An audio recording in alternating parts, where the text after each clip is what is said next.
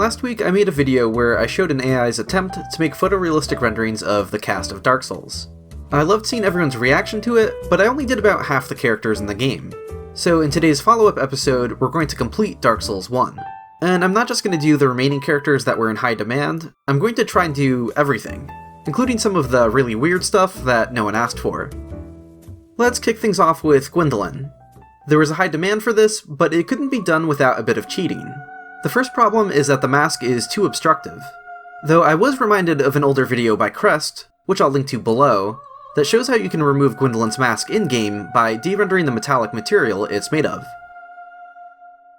We can see there's not a complete face under there, unfortunately, and the software still doesn't feel comfortable working with this. So from here we're left with two options. We could tweak the code to be more relaxed about finding facial landmarks, which I'm not smart enough to do, or we could just use Photoshop. I took to Twitter and got all sorts of great submissions. These two here are my favorite in that they feel the closest to what we'd find in-game if they finished the face.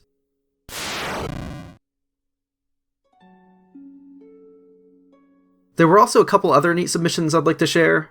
The one on the left here used the upper half of the face from the Aldrich model of Dark Souls 3. For that, I can't tell if there's meant to be blue eyes or if there's something like cataracts going on. Nonetheless, because we don't have a completed face that works from Dark Souls 1, you can take your pick from these submissions. This method for de-rendering certain materials is also going to come in handy later, but for now, let's go back to some other NPCs. Anastacia is interesting in that she's not a regular NPC. She also uses a unique model. But we can move her out of her cell and put her into a T-pose for a closer look. I think that looks a lot like Billie Eilish. I'm the bad guy. Duh. One kind of creepy detail about her model is that it doesn't have any legs. But it's not that they didn't include a lower torso at all, instead they stop at around the knee. Now, this might have just been to help with her positioning, as removing legs from the model could help avoid clipping issues with her dress in this pose. I think that's probably the reason for doing this, but given how her tongue was removed and her clothes are stained in blood, it's not far-fetched to think that perhaps this is an intentional part of her story. Someone really didn't want her to be able to wander off, so in addition to imprisoning her, they cut her legs off.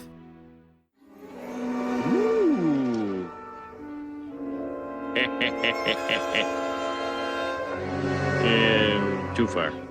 Okay, so that got really dark for a moment. Let's look at some more silly stuff. Early trailer footage shows Anastacia sitting up above in Firelink, and this version of her was built using a normal kind of NPC. This alternate version of her still exists in the game's files, so we can take a closer look at fake Anastacia as well. We can take Lautrec's helmet off to see what he really looks like, and I wonder how this matches everyone's perception. I truly appreciate this, and I guarantee a reward. Only later. He also has a couple buddies he tries ganking you with. Here's a closer look at them.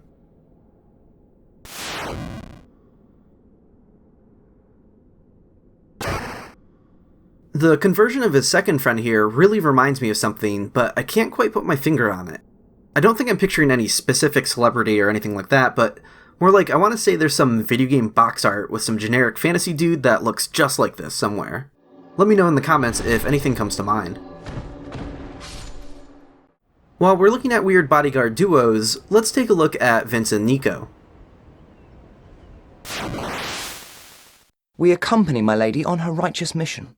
It is quite a chore, but I'm stuck with her, and Nico too.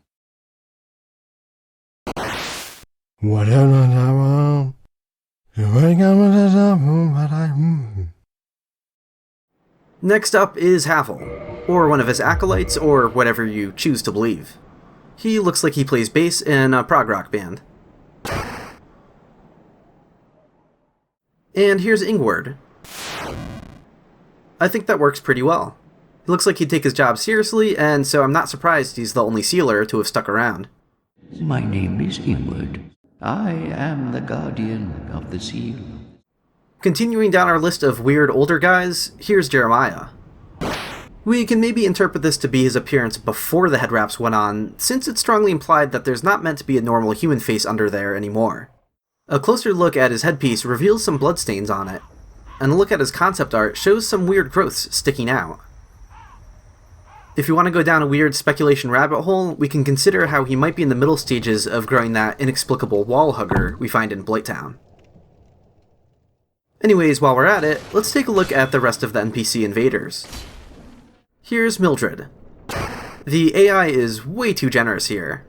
At least I don't know about you, but I'm not exactly getting the vibe of a naked cannibal who wears a sack on their head. She's a Maneater. And here's a closer look at Kirk. I think that might be British comedian Joe Lycett. And to finish out the cast of invaders, here's Leeroy. From the original, I'm picturing something like a blonde-haired Will Forte. And I still kinda see it.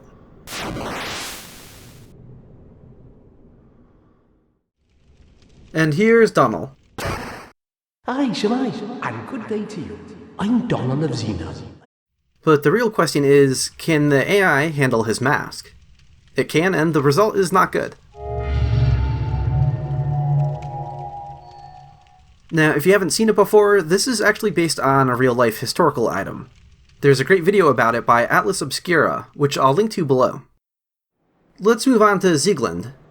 The interesting thing about this character is that, despite never seeing her with her helmet off, there were discussions about her appearance during development. Miyazaki envisioned her as a pretty character, and Emma Watson was a name that came up. In the end, they thought they didn't base her off of anyone in particular, but I still think there was some attempt to make her look a little bit like Emma Watson at least. It's not a perfect resemblance, but it's in the right ballpark. It was you who rescued me. Why, thank you. I am Sieglinde of Katarina. Let's move on to Oscar. While we take a look at his face, remember that he is meant to be from Astora. I'm done for, I'm afraid. I'll die soon, then lose my sanity. Then we have Prince Ricard. We know very little about him, other than he's meant to be Astoran royalty. I like how he comes out looking like he's Oscar's brother. And given how they're probably supposed to be related, this is some pretty good character design for NPCs we don't normally see without their helmets. I mean, I wouldn't be surprised if they started with the same character sliders and just made some minor tweaks, so it's not like this was difficult in any way, but it still goes to show some thoughtfulness about their relationship. And while we're going through our surprise cast of twinks here, here's Rickert of Vinheim. Actually, I think that might just be Naboo from The Mighty Boosh. Unable to deal with criticism. Why does everyone keep saying that? I got a lot of requests for Tarkus, so here goes. That's not what I was expecting. He looks like he's having a hard time forgetting Sarah Marshall. Next, let's move on to Shiva. This is also probably not what anyone's expecting, but I think this is just another case of not putting in the effort to customize the face. It's not the same generic face we ran into with Kieran in our last video, but it's basically just Will Forte again. And if we compare it to Leeroy's face, we can see that it's the same face but with just different colored hair. So if you're surprised we got a white guy for Shiva, I think it's kind of like Kieran where we're probably meant to imagine something different underneath the helmet.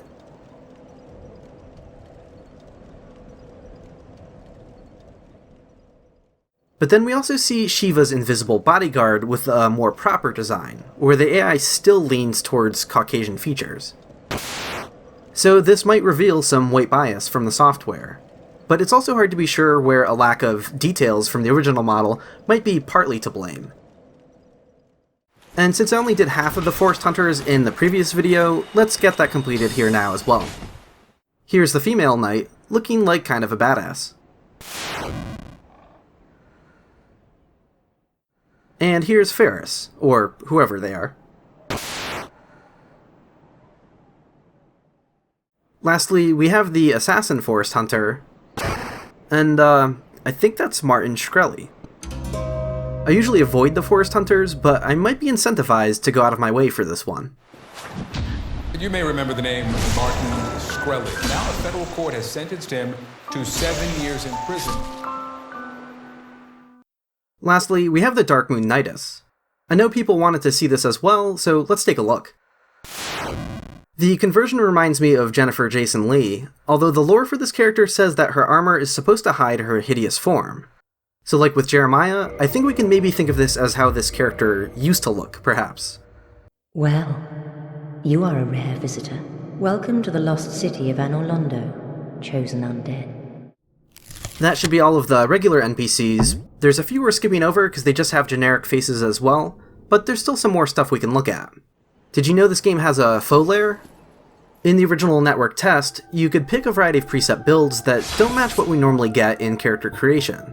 One of them is supposedly Solaire, but we have this imposter hiding behind the helmet.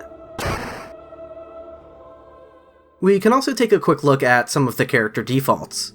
There's not too much to see here, it's a lot of basic variations around similar things we've already seen. But one important thing to note is that we don't want to run this from the menu itself. That layer in the foreground confuses the software into seeing imperfections in the skin, and gives you this. This is what it should actually look like. So behind the scenes I'm taking different screenshots of these characters in-game and running those. So let's jump down to some of the more distinct faces. For Jubilant Katarina, the AI does a pretty good job. For Dubious Kareem, it gives us that pale with a hint of green look that Oswald also had. So there's some good consistency there. Here's someone from the eerie Great Swamp. And once again, the Far East Traveler looks kind of like Ryan Reynolds to begin with, so I'm not too surprised with the outcome. And to close out this section, I also want to convert a few disasters from the character creation screen. Here's an infamous moment from Polygon's Monster Factory. Looks like Kabuki Theater. It's a spooky Kabuki pizza skin, man. Don't like it. I do like it, though. And here's Lobos Jr.'s Mind Blank. Okay, I think we're done here. The YouTube channel, Illusory Wall, is issuing an apology and a correction after providing inaccurate information. Okay, so I'd also like to issue a couple corrections. The way I was loading up characters caused some of the female NPCs from the previous episode to not fully update. So a few of them came out with the wrong hair and body types, and even things like simply having a thicker neck can set the software down a very different path. Here's Beatrice again, with corrected hair. Here's Dusk again, with drastically different results, even though the center of her face was the same. I am Dusk of Ulyssil. I cometh from an age long before thine. And sadly, I hate to give her the opportunity to look better, but here's Rhea. I have my mission and you no doubt have yours. We must not let this curse overcome us. Now, we're on to the last stretch of things here. I know everyone was wondering about Gwyn, but I'm sad to report that I couldn't get it to work.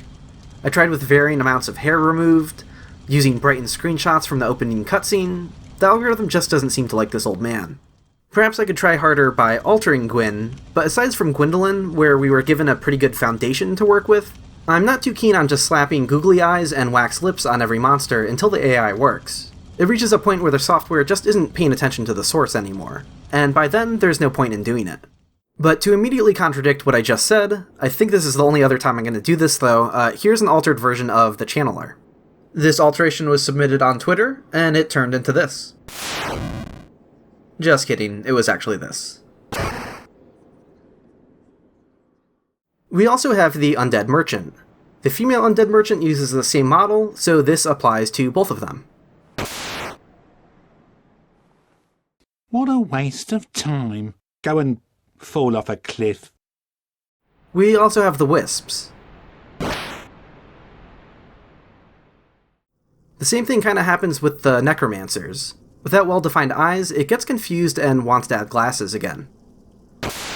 This is all no surprise, the software wasn't made to handle zombies or skeletons. Everyone seemed pretty excited about Gwynevere's outcome in the last episode, so I thought, hey, why not do some more Gwynevere? Here's what happens to her statue.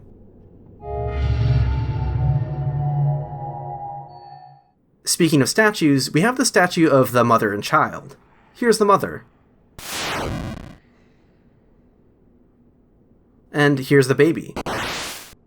Surprisingly, we didn't get an old man, like we did with Ghost Baby Dax Shepard.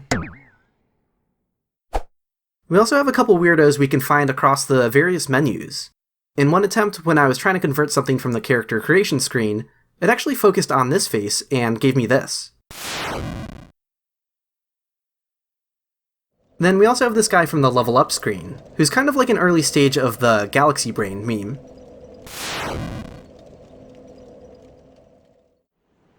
I also got a couple requests for the face on Fauxlaire's shirt. With how picky the software was for everything else, I was convinced this wasn't going to work at all. But it did. Kind of. King Boar also recommended that I try Smo's helmet, and here's what we got for that.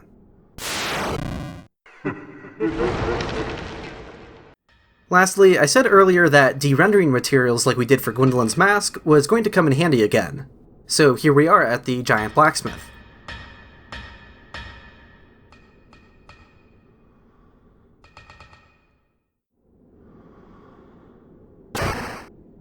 It looks kind of like John Carroll Lynch found himself inside Junji Ito's Glyceride, which I recommend not googling unless you want nightmares. Friend, you talk, I no talk, but happy. If you enjoyed this video, please consider subscribing or supporting me on Patreon.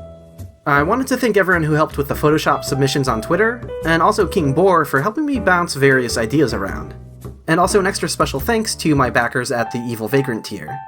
And once again, if you'd like to try this yourself, I've put a link below to a video tutorial. Thanks again for watching.